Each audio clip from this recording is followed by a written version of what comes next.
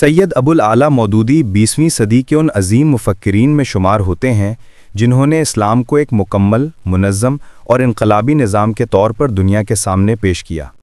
آپ 1903 میں اورنگ آباد، بھارت میں پیدا ہوئے۔ ابتدائی تعلیم گھر پر حاصل کی، مگر نوجوانی ہی میں تحریر و تحقیق کا ایسا شوق پیدا ہوا کہ قلم آپ کا سب سے بڑا ہتھیار بن گیا۔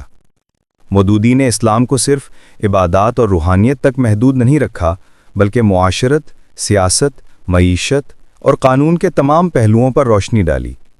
ان کی مشہور تصانیف میں تفہیم القرآن، اسلامی تہذیب اور اس کے اصول و مبادی، الجہاد فی الاسلام اور رسائل و مسائل شامل ہیں۔ ان کتابوں نے لاکھوں نوجوانوں کی فکری رہنمائی کی اور مغربی فلسفوں کے مقابل اسلام کی فکری برتری کو ثابت کیا۔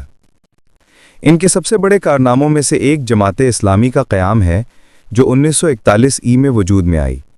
یہ تنظیم صرف سیاسی جماعت نہیں، بلکہ ایک فکری و اصلاحی تحریک تھی جس کا مقصد تھا کہ معاشرہ قرآن و سنت کے اصولوں پر قائم ہو۔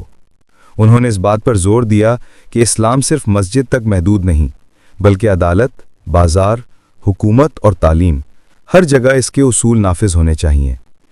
مودودی نے مغربی تہذیب کے فکری حملوں کا مدلل جواب دیا۔ انہوں نے بتایا کہ اسلام میں جمہوریت کی بنیاد انسانوں کی خواہش نہیں، بلکہ اللہ کی حاکمیت ہے۔ یہی تصور حاکمیت الہ ان کے فکر کی بنیاد بنا۔ ان کی تحریروں نے صرف برصغیر ہی نہیں، بلکہ پوری اسلامی دنیا کے نوجوانوں کو جھنجھوڑ کر رکھ دیا۔ مصر میں سید قطب، ایران میں علی شریعتی اور دیگر مفکرین بھی ان کے نظریات سے متاثر ہوئے۔ آپ نے اپنی پوری زندگی قلم، تحقیق اور دعوت دین کے لیے وقف کر دی۔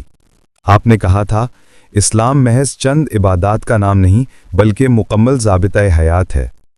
29 ستمبر 1979 کو آپ اس دنیا سے رخصت ہوئے، لیکن آپ کے افکار آج بھی زندہ ہیں، کتابوں، تحریکوں اور ان دلوں میں جو اسلام کے غلبے کا خواب دیکھتے ہیں۔